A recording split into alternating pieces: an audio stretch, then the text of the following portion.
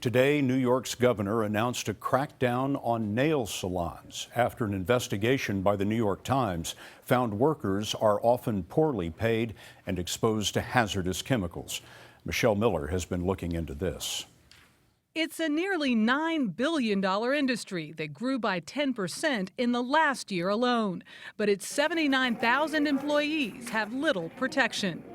The task force is designed to protect the 15,000 nail technicians who work in New York.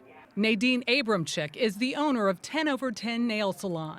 So this is good news to you?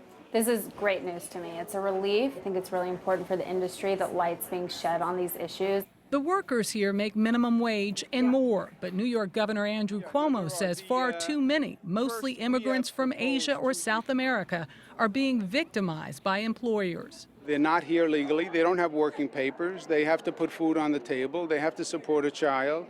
So they have to do what they have to do. The governor's announcement comes after an investigation by the New York Times. The report said some workers were paid as little as $1.50 an hour, were forced to pay as much as $200 in so-called training fees. Last year, the Times says state labor officials investigated 29 salons and found 116 labor violations. The multi-agency task force will conduct in-person investigations of salons, create new health regulations to protect workers from exposure to nail product chemicals, recover unpaid wages, and shut down violators.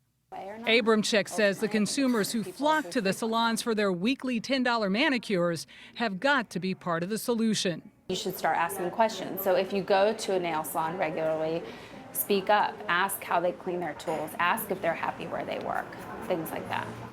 The governor says the enforcement task force will begin work immediately. At the top of the agenda, Scott, is increasing employees' awareness of their rights by ensuring that those specific rights are stated in their native languages. Michelle Miller, thanks very much, Michelle.